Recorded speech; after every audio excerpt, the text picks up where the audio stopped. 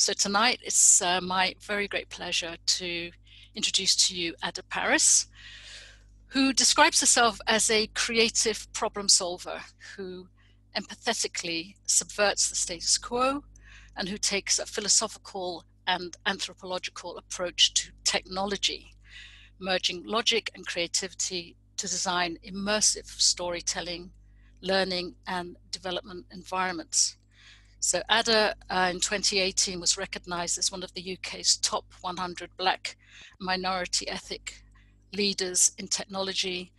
And also in 2019, Adah was recognised by TED Talks as one of their global emerging innovators. So I only recently met Adah, and I'm thrilled with the conversation that we've been having. There's no way that we're going to be able to get across to you in one evening all the innovation and insight that Adah's bringing, but we're going to have a bit of a try. So we'll start, Adah. Why don't you, if you could, introduce yourself and as much as you think you can about your work in the next 10 or 15 minutes. Yeah. Over to you. Thank you for having me, Indra. Hello, everybody. It's really funny whenever I hear somebody make an introduction. Can you all hear me okay? Yes? Perfect. It's really funny whenever I hear somebody make an introduction to me, because there's always this moment of being external to it and saying, God, is that me? So I would say, first and foremost, I'm human. And I am a pattern recognizer. You know, my journey into the world of tech has been a really interesting one. So I started off working, started off at uni wanting to be a primary school teacher and studied maths, but ended up working in educational studies after uni, and then went into advertising, but the business side, went into then helped to build an advertising and entrepreneurship school to try and widen the diversity of the advertising industry, because, you know, that was something that was very close to my heart. And then ended up finding myself working in tech. And how that happened was I ended up working at Telefonica, Wira, their accelerator program. And I was initially recruited to build their community. But I'm a big hippie and spiritual and creative. And the more that I was asked to build these communities, I think one thing that's, I suppose, that's common to everything that I've done through all of my various careers has been building communities, but building them from the bottom up, rather than having this top-down approach. It's always been part of who I am to really understand the needs of the community and ask the community to be a part of what it is that we're trying to build. And I think that that's been my approach to tech. So I ended up getting, working for Telefonica and building their accelerator program. So my experiences of learning design and building communities, going off to Burning Man and understanding how communities work, I brought all of that to the tech world, which was quite an interesting approach for a lot of people. I then went to work at an organization called the Friday Club, and they bring together technology startups with marketing people. And what my role initially was to build communities again. But what they soon realized is that I was able to understand the technology. And I think the way that I did that was I see technology as a tool. It's something that we can use. So I look at what's the problem that we're trying to solve first, rather than what's the tech. And so that was always my approach to these things. And so working with the Friday Club and various organizations, what I did was look at where's the human within this. So for example, I was organizing an event on transhumanism and cyborgs and all these weird and wonderful things. And I get the tech. I don't have to understand how to design it, how to code it. That's not my forte, and I'll probably lose my patience trying. So I have big respect for anybody that can do. But my approach is, how is this tool going to impact our sense of identity? How's it going to impact the stories that we tell about ourselves, about each other? How do we come together to tell group stories? Because to me, culture is collective storytelling, and culture should be organic. And so what I looked at was, where's the gap between the external story that's being projected and the internal behaviors? And how can we use tools, technology, to help us bridge some of those gaps, and making sure that at the same time, those cultures are quite fluid, because cultures will, you know, if we believe that cultures are based on the collective stories of the individuals, then they should change and they should reflect that. And so for me, technology has always been a tool that can help us do, should be, not always has been, depending on whose hands it's in, but it should be a tool that is used to help us do that. I also then looked at how can we use technology and tools to help us understand the impact that we want to have. And one of my big things has always been human potential. So what is our measure of success, and how do we bring in a measure of human potential, or a recognition of human potential within those systems? And then the final bit is, so what happens was, you look at identity, we look at culture, we look at economics, and how do we make these things sustainable?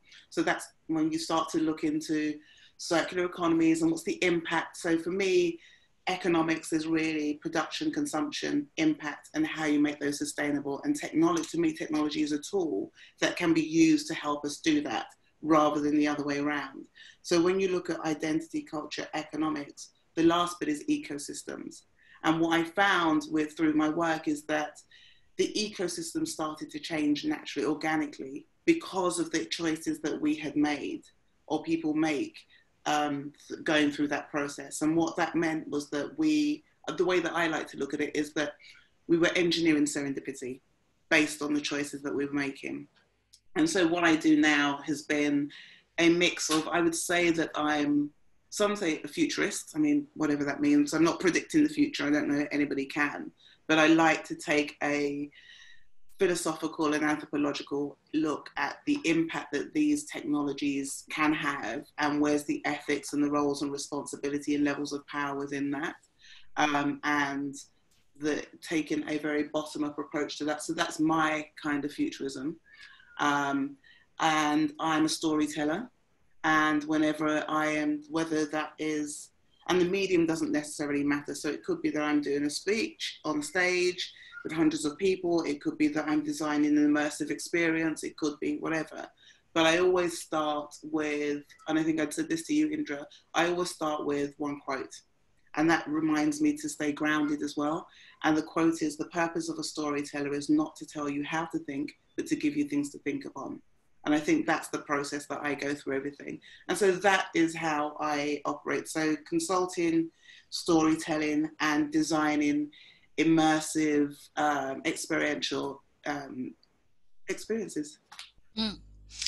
So I'm just going to ask Add a few questions before we move it back over to the big audience. So, immediately when I listen to you, it feels like such a natural fit between what you're doing and what you're imagining that we could be doing more of in the future. Yeah. But in reality, it hasn't worked out that way, has it? And technology has actually seemed to, in many ways, seems to stop us becoming organic, or stop us relating better to each other. What would maybe go into it with the question? My question would be, what are your favorite bits of technology? What are the things that you use most, and what are the bits that you think have actually sent us off in the wrong direction? Well, first of all, I'd like to come back to you about what you said, that technology has stopped us. I don't think technology has stopped us. I think that it's the choices that we make. We have to remember that the tech doesn't rule us. We have choices and responsibilities. And sometimes I look for a lot of where we've come from. The people who have been who have the loudest voices, who have the power and responsibility in designing a lot of the tech, have had very different motivations. And so that is where some of that has come from. I think that one of the things that I've been working on for the last 5 years is, and it started off as just a personal project, was looking at our behaviour around the use of technology. And there are patterns that I saw arising. And a lot of that is that the way that we use tech is as if we're looking for a new religion. We're looking for something bigger than ourselves, to connect with ourselves, our environment, and with each other. And when you have that, you actually end up with this, so you can see my hands, I gesticulate a lot. So what happens is you end up with this gap between You know, for example, if we look at people talking about artificial intelligence will gain consciousness.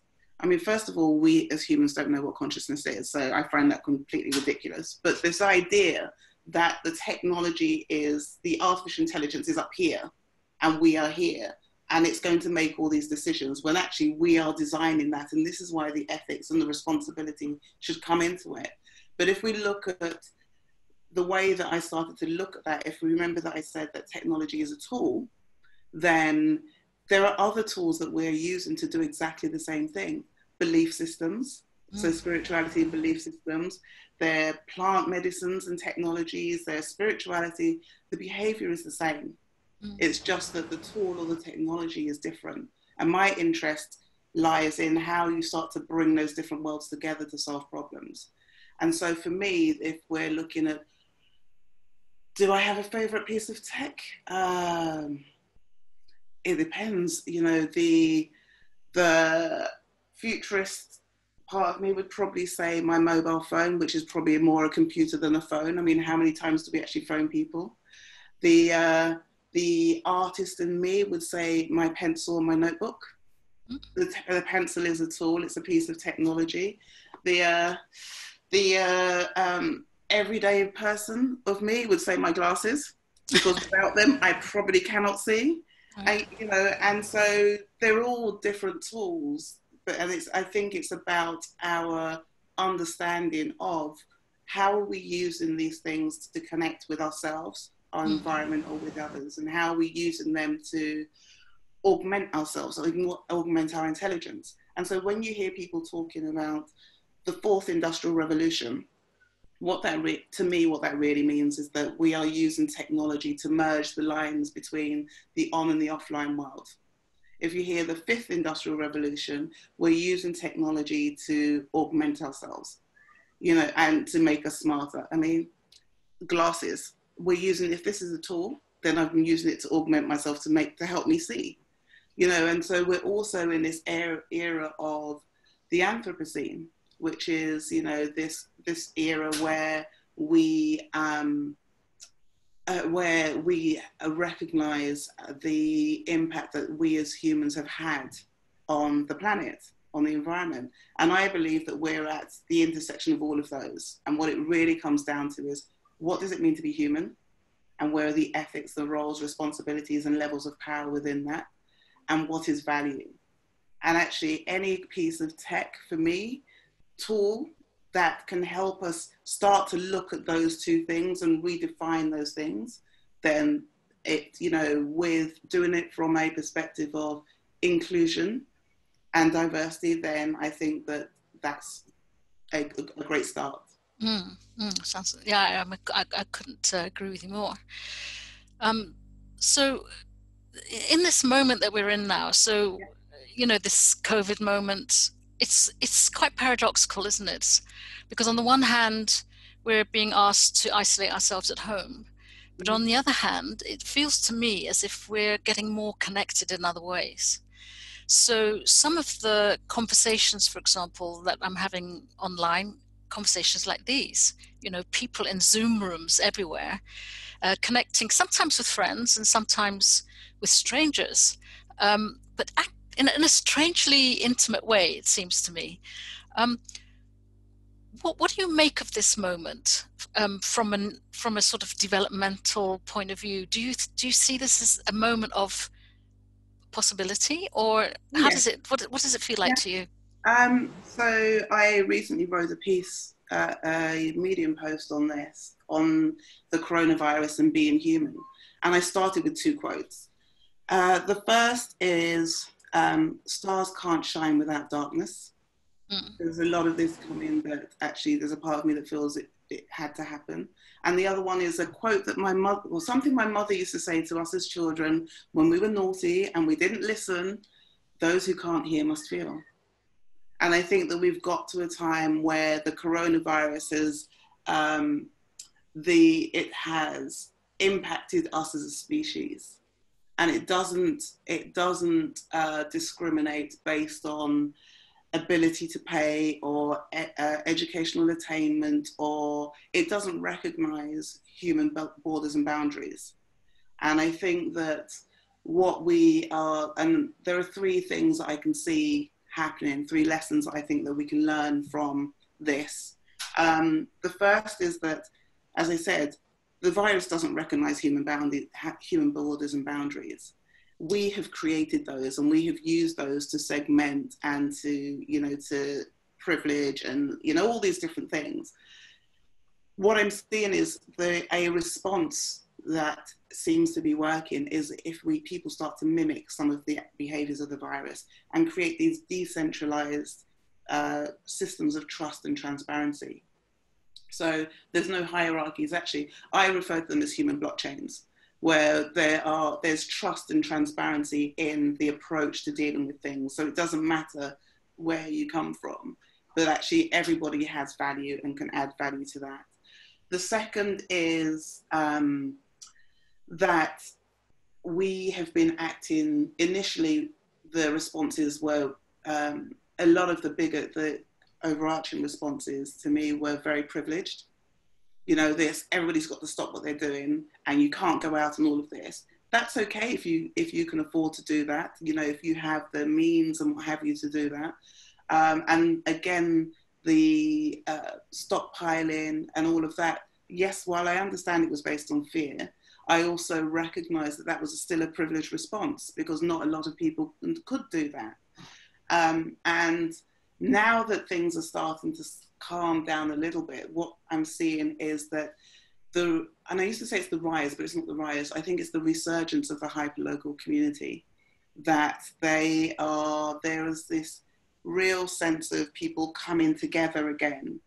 And that is based on compassion and empathy. And I think that when you start to look at how people are using tech, it goes back to what I was saying before, that they're not looking at tech as, oh, I don't really understand this. It's, I need to feel connected to people. And it's a tool that can help me do some of that.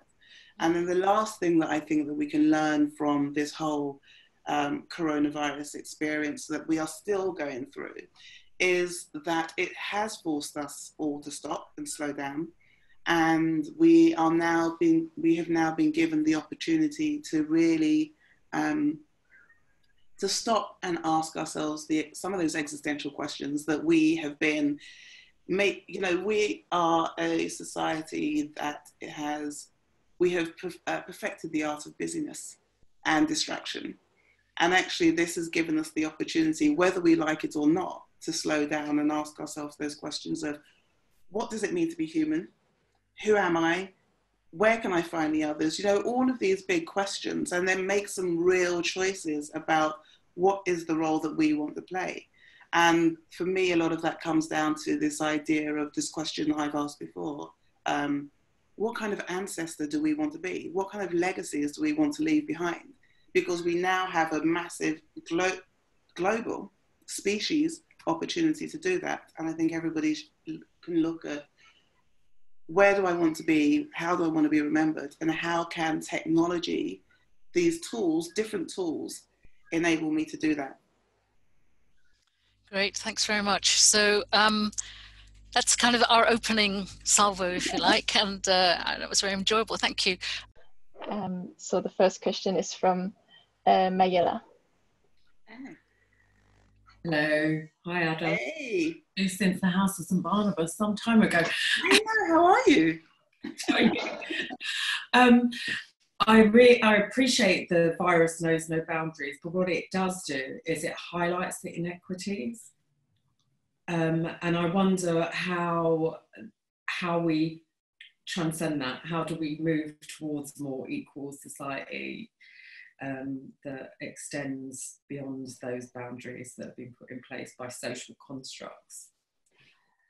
I think having conversations like these, I don't think it's down to one person to make a decision about how that is done, but I think everybody has the opportunity to take responsibility for their own engagement in shaping reshaping the, I keep at the moment, I'm quite obsessed with the idea of isms, looking at the old isms, capitalism, socialism, all of these different things, and looking at the ones that weren't, they weren't working. Were we sold a lie? Why do we believe that? And now can we come together? And technology, I think, especially if we're talking about Zoom kind of conversations, is enabling more of us to get together and have some of these conversations. My hope is that these conversations turn into action. So it's great having conversations, but what happens next is where I think, it's where my focus is. Can I ask you? Yeah, sorry. So I was going to ask you a question following on from that, because I can't see another hand immediately up at the moment. But I know that you've thought a lot about othering and exclusion. And I wonder how your approach would change the tech industry itself. Because and I may be seeing it very partially, but it still seems quite dominated by men in the design process. Do you feel that being a more diverse space itself would give rise to the sorts of forms of technology that might address what Majella's bringing into the picture there? Yes, but I also think that whoever is designing tech also needs to have an understanding of human rights. So if you're going to be coding something, then you have to understand human rights and have the basic, even the most basic understanding of what that means. And when we talk about diversity, then yes, definitely. But I think that diversity of gender and ethnicity and life experience and socioeconomic background and all of those things. I mean, last November, I ran a roundtable discussion on the design. How do you keep the design of future tech human at the Tate Modern? And that was an open roundtable discussion with anybody who wanted to turn up to one of the Tate Lates. And it was a 4-hour discussion using the framework that I've designed. But what was beautiful was that anybody could turn up and join the conversation, and they did. We had my 71-year-old mother, we had the young guy who had just been released from prison that day who wanted to see art, which is amazing. All sorts of people came and joined in the conversation. And what was beautiful was that nobody had to understand how tech worked. They didn't have to understand how to code it. They had to understand their own relationship with it and how it helps them connect to themselves, others, and what have you, but how does it help them tell their own story? And what they did as a result of that conversation was they decided to come up with their own manifesto for the design of future tech that represented all of their views.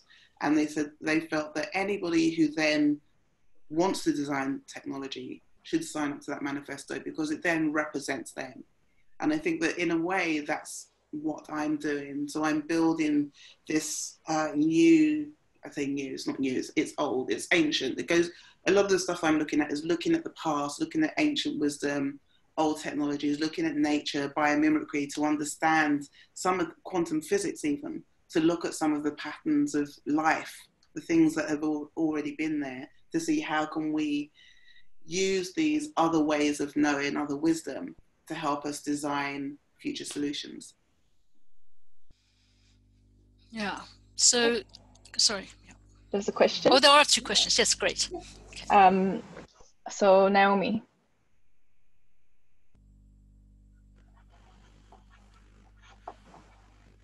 Hello, can you hear me? Yes, hi. Hi, Adah.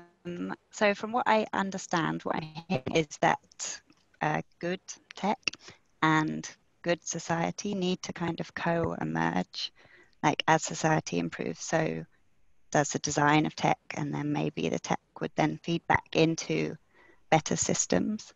I was wondering if you've seen that at all within your work, like this kind of symbiotic relationship. Be quite encouraging to hear an example. You're going to ask for examples now, and this is always when my mind goes blank. There are, or if you can just talk about that relationship at all. Yeah, I think that, so the idea of social impact, I find quite an interesting one. because as far as I'm concerned, every business should be social impact. And when I think about social entrepreneurship, I think, you know, or social tech, I think that those kind of things should be standard.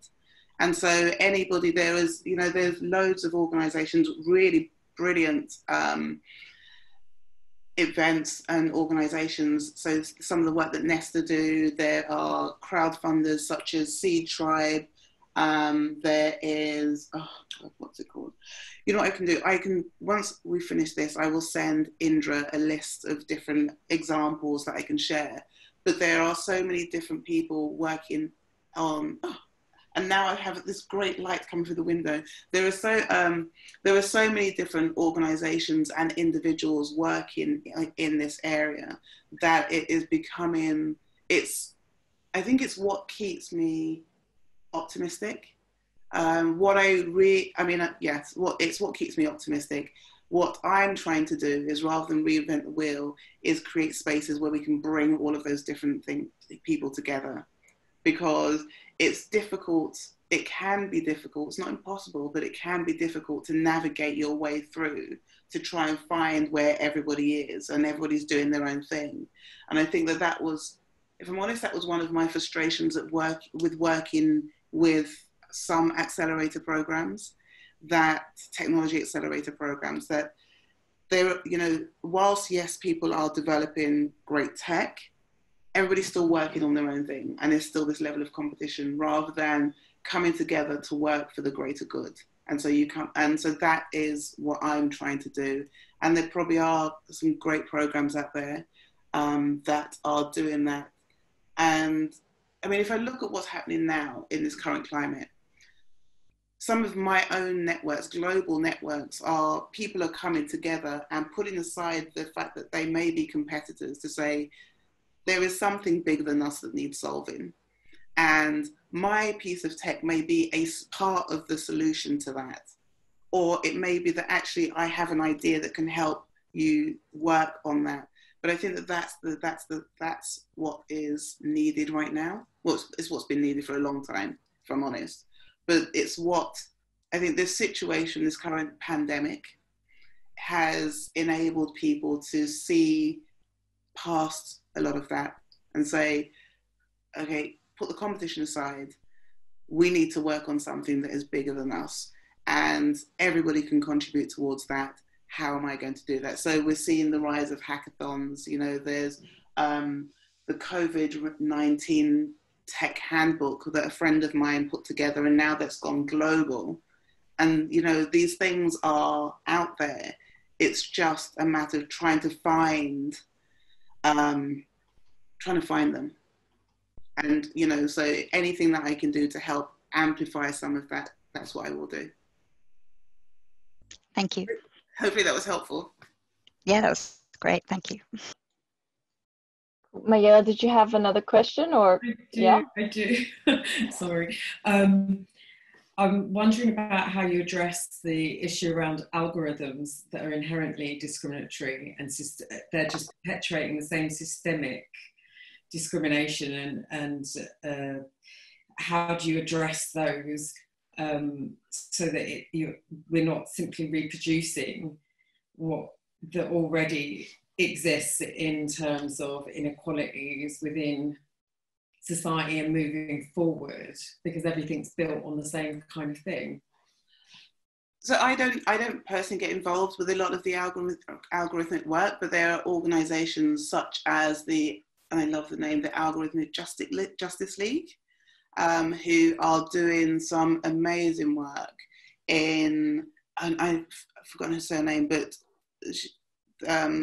she did an amazing TED talk. Her name is Joy. She did an amazing TED talk about the discrimination of visual representation and algorithms and how they discriminate against people of colour and all of this. So there are more and more organisations that are working on that.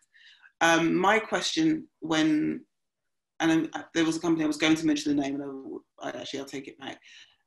Whenever I see organizations coming together and saying that they're going to work on the ethics of AI and the making things fairer and all of this, I always try and trace back what's the history of that?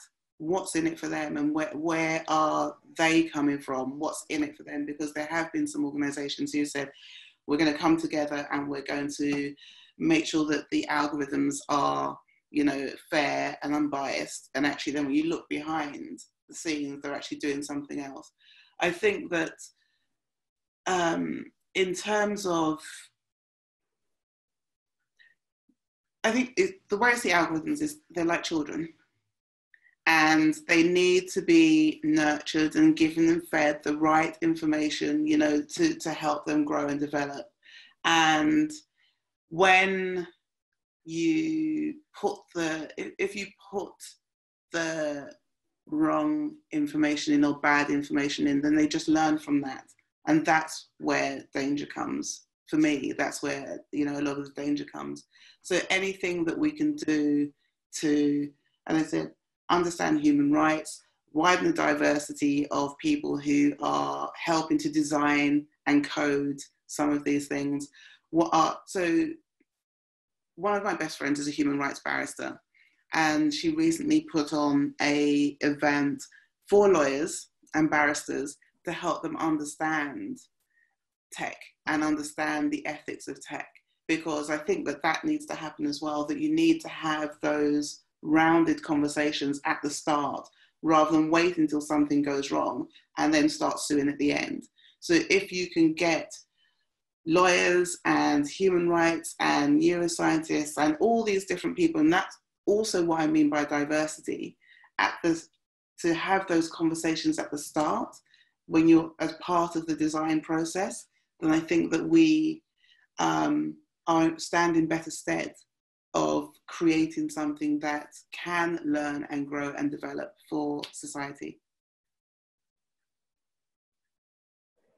Great. I think we have time for maybe 2 questions more. So if Richard and Luke could ask the question at the same time, and then Adah, you could try to give a combined answer if possible. Yeah. So Richard, if you go first, and then Luke straight after. Thanks. Well, thanks, Adah, for. I've just got a whole sea of questions arising, so I'm going to try and keep it focused. There's excitement about hyper-local communities. We've been hearing about that. And I speculate that when we are more closely connected to somebody, kind of our immediate neighbour, we have more responsibility towards them, which distance can help us lose their sense of humanity. I too worry about othering, which you've been talking about. But then there's a sort of paradox, and I'm worried about this, that actually you end up with a hyper-local community that is very much people that look and sound like us, and you almost create the problem you're trying to solve, and also maybe not operating on a scale that's going to create the kind of change you might look for. Just wonder what your thoughts are around some of that. Okay, I've got that down. Can I address that one first? Yeah? No, you're going to... No, Luke will ask his questions, and then... Okay, Luke, do you want to ask you a question as well? Hey, Adah, you have a wonderful leather throne. I am very... I need to up my furniture game. So COVID-19 has managed to do what politics and activism has failed to do. It has shown us, and apologies Indra, but it has shown us a real alternative. People are realizing that their bullshit jobs were causing them unnecessary stress and pain, that consumption was throttling the environment, that working from home is actually more fulfilling.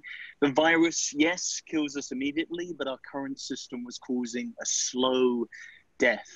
So my question is, how do we take advantage of this both strategically and spiritually? Could you repeat the question, because you just froze at the crucial moment? No. So the question is, how do we take advantage of this moment? So firstly, strategically, how do we take advantage of this moment? And secondly, which I know is another area of your expertise, how do we take advantage of this moment spiritually? Okay, great, thank you. So Richard, to your question first, the hyperlocal communities. I think, well, yes, there has always been the danger of echo chambers, you know, operating in spaces that represent and reflect our own vision. I mean, that's what a lot of the algorithms do. That's how they operate, especially social media.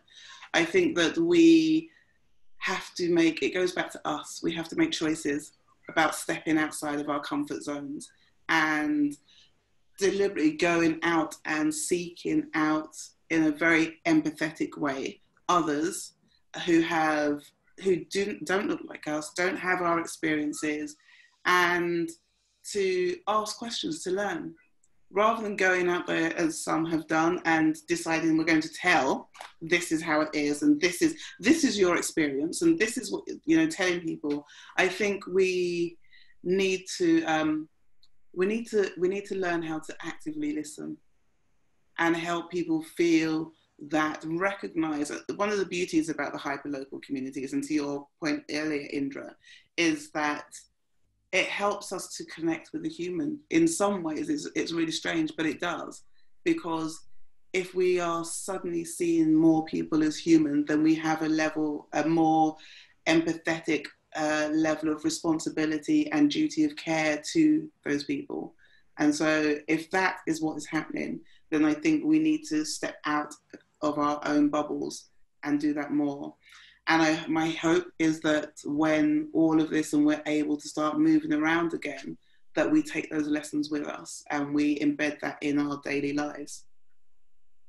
And then to Luke, your question about how do we take advantage of this, what this is teaching us strategically and spiritually. Strategically, I think it goes back to, starts with the individual. It starts with all of us making decisions about what is important to us and what is value and what do we value? So I know even in my own life, I've suddenly gone, oh, well, I don't need all of this stuff. What am I doing? Why was this so important to me? You know, looking at the stuff that is valuable to us and what it means to be human, and making choices about how we live our lives and where we spend our money, and, you know, the communities that we get involved in, or we build, or we nurture, and that could be personal and professional communities. You know, and as organizations, if we run businesses, you know, one of the things, it's interesting, some of the conversations that I've had recently, there used to be this lack of trust for people working from home. I know everybody has to work from home. And so a lot of the change, the shift, is coming from people starting to trust each other again. And I think that that's where some of the strategic stuff can come from. Spiritually, well, I think it goes back to what I was saying at the beginning, that we're all looking for, we're storytellers. As humans, we're storytellers. And we are always looking for something bigger than ourselves. Technology is just a tool that can help us do that, and the technology could be a mobile phone, it could be a Bible, it could be whatever. But I think that we how I do it, how I see myself, how I am progressing and hope to emerge through this, is that every day I make a conscious choice to be present for myself. And I decide that, wake up and say, okay, this is what I'm feeling and it's okay. And I'm going to sit in this feeling and understand that this is not just, on the one hand, we are all going through this together, but on the other, it's still a very personal experience because of the context that is to all of us. And I think on the spiritual level, that rather than comparing ourselves to each other, that as we have done, which has created a lot of competition, to recognize that we're all human and we're all going through this, and that it's a bit like when you're on the aeroplane and they say the oxygen masks are going to drop down. we can't help anybody else if, you know, we have to put our own one on first. And if by me saying that I am going to choose to be present for myself first means that I'm then able to help anybody else, then to me that's spirituality, that's mindfulness, because what I'm doing is I am observing myself first. And I think that all other things can stem from that. So when we talk about mindfulness and meditation and all of those things, to me what that actually is observing ourselves.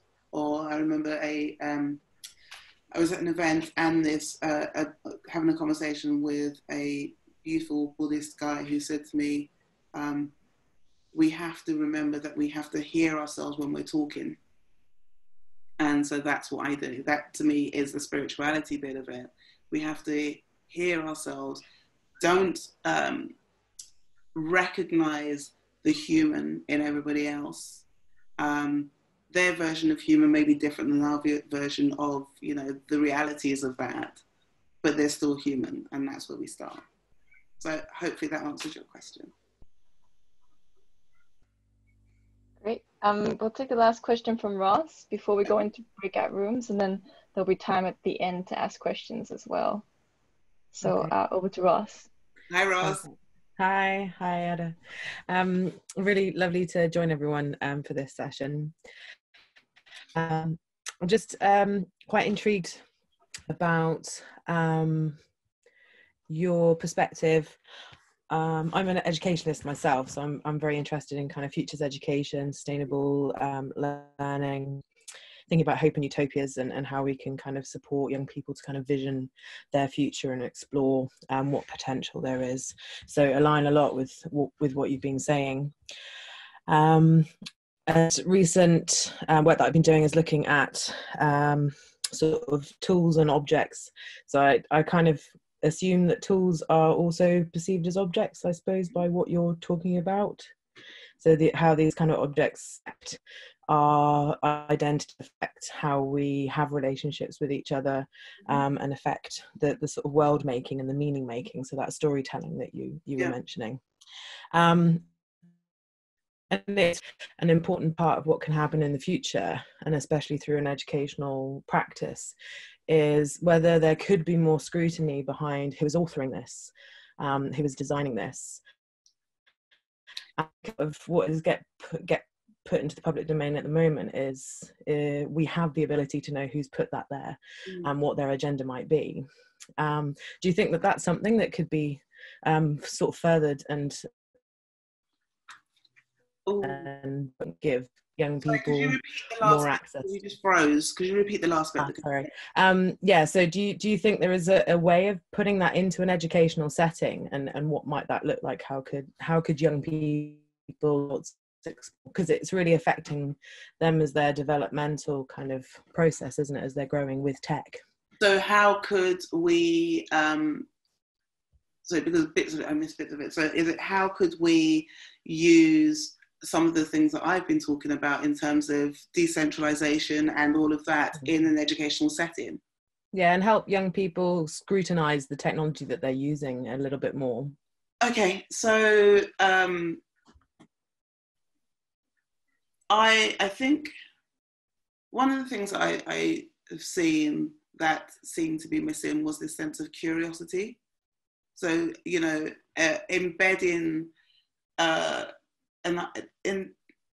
engendering this sense of curiosity about, not just about the tech, about the tool itself, but about how it can be used, about the process, about where it comes from, about what it could enable us to do, is a starting point. So I ran a workshop for some young people to help them come up with their own ideas about designing future tech.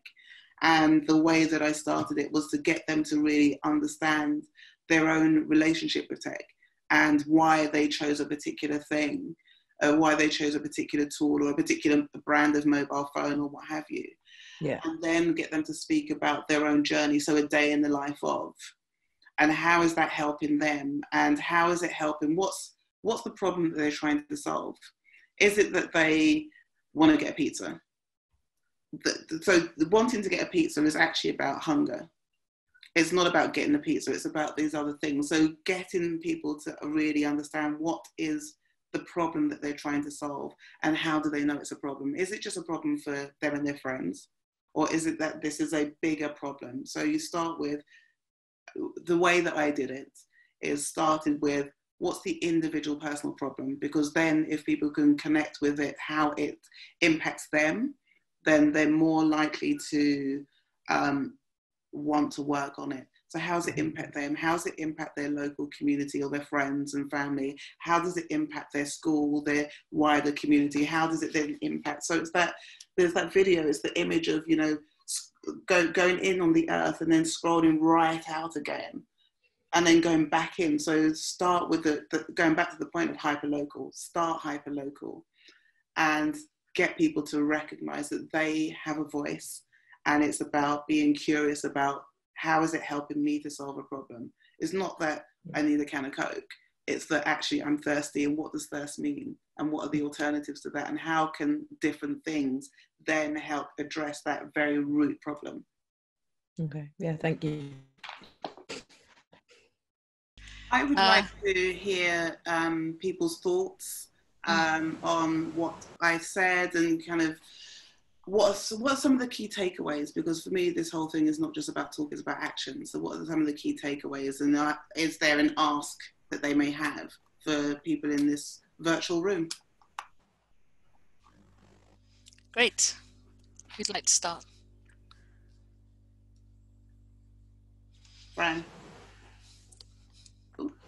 One of my takeaways, Adah, will be your description of the conversation you had at the Tate, where everybody came, and I think that's so dear to my heart, to have, you know, that a situation where everybody can join in. That's just so great. Thanks. Thank you. Great, Ross. Hi, yeah, we had a really wonderful conversation in our little group, and one of the things that we kind of ended up discussing at the end there was the predicament of an awful lot of students at the moment who are at home being educated, and the inequalities of access to technology and being able to access the learning materials. And you were mentioning Tristy, weren't you, about that there isn't really collated data on actually who has devices, who has tech, and what the inclusivity of that is, and what the implications are then if we're going to kind of utilize tech further into the future, and it be a core kind of element of relationships and building communications. So that was quite an interesting takeaway, I think, for us. Yeah, I mean, to the point I made earlier, that a lot of the initial response has been very privileged one.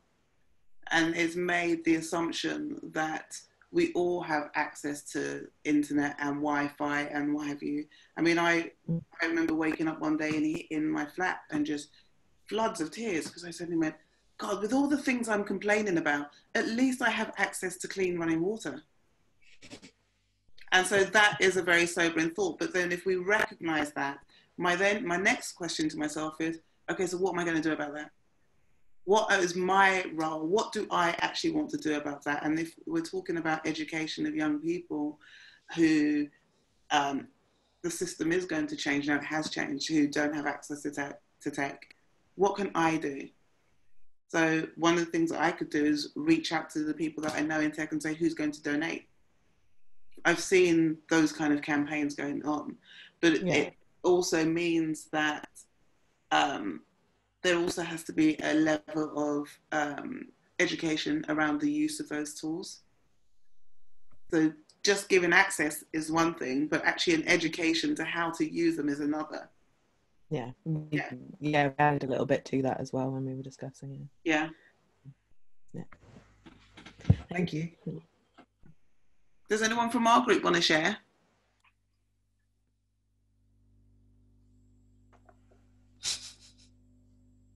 No? Yes. I feel like I spoke already, and we were privileged to be in a group with you. So thank you very much for your time. I guess we covered we have very many different points, whether it's ethics or whatever it is. I guess the point that I tried to raise, which I think we covered a bit, was your question about whether COVID was going to help or not, and our to make this happen. It's the point Adah was making. It's in our hands whether this is an opportunity, it's positive or negative. The cynic says the system will find a way to use our tools, our new ideas, to adapt them back to making the old world work again in some way and make it limp along a little bit longer. And they will resist the kind of changes that probably have been needed for a long time, that people have been trying to implement for some time.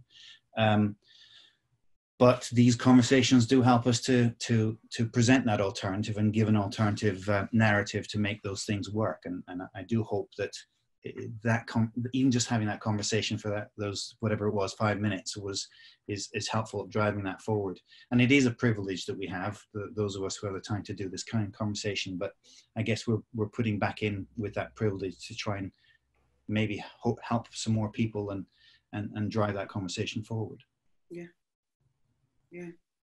I mean, I think one of the last things before the timer cut off when we were in the room was that I said that, you know, whilst the system, are running around like headless chickens at the moment going, what the hell is going on? Now is the time for us to strike and do something. So I'm all for that. You know, they have no idea what's going on. The system is not, it can never, people keep talking about when we go back. We can't go back. I mean, we already know that what we had before was screwed anyhow, and we can't go back to that. So we might as well, that's making an assumption that everybody wants to do that. I will speak for myself. I definitely want to be involved in shaking that up in some capacity, and I can't do it on my own. It would be very narcissistic of me to think that I could do it on my own and that I have all the answers. I don't. And that's the beauty of these kind of conversations, of saying, well, there are lots of other people who have lots of different insights. So this, to me, is a human blockchain. The way I look at blockchains is that they are just decentralized systems of trust and transparency. Everybody who is a part of this has a valuable contribution to make, and there is no hierarchy within that. And so having these kind of conversations where together we come up with some strategies for change, and then we all take responsibility to implement that. That's how it works. That's the system that I'm trying to build. Yeah. I feel like I get up and yay. So I think I might take the opportunity right here to make sure, Adah, that you're involved in the work that we're doing going forward, which is to build the citizens action networks, design the tech that will help people to move into the future in a more connected way. I was in a conversation with Roxy earlier on. We've been working for some time in many areas, including, you know, cooperatives, commoning, citizen action network building. There's a lot of possibilities, but there's also a real sense that, and Roxy was describing, I don't know if you want to contribute here, Roxy, how some of the tech can really give rise to polarization, not to connection or not to relationship building. And in the event of, you know, polarization being an option, we have to really work hard to build the, you know, the connective tissues and the connective kind of technology that allows deliberation, decision making, participatory budgeting, all of these things. But it's quite a commitment to building that stuff in a moment where the resources are so low.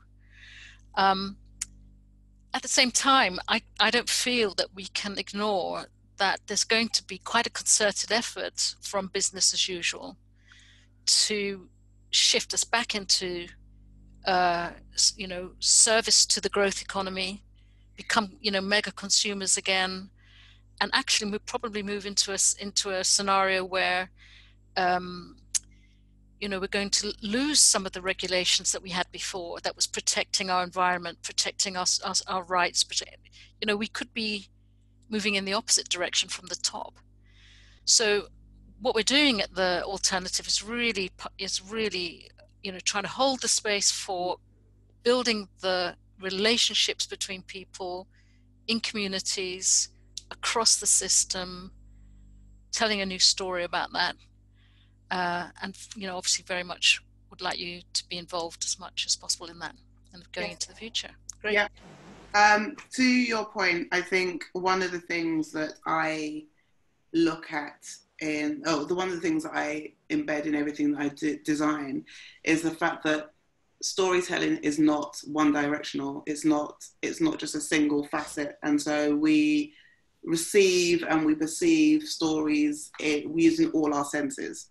And so when we are creating these spaces, so when I think about I'm designing, I'm taking an offline, and I've stopped saying real world and virtual world, online and offline world, because they're both real. To me, when I think about I'm designing a experience, I think about what are the other multisensory things that people are need to be a part of that. So, for example, I've got some designers designing a new website for me, and it looked great. And then they sent it to me, and I went, I can't read it because I'm dyslexic. And the font that they had used just I could not see it. And so we have to think about all of those things when we're designing. And that is why when we talk about the diversity of people who are involved in creating the algorithms or the tech and the systems that we're going forward with, we need to make sure that we include everybody, or a wide range of people within that, because that's the only way that there are some things that I won't think about that are front of mind for other people. And I think that that's what we need to do, and that's what I want to be a part of. So yes, I'm saying it publicly, yes, I'll be involved in some capacity. We'll talk about that more.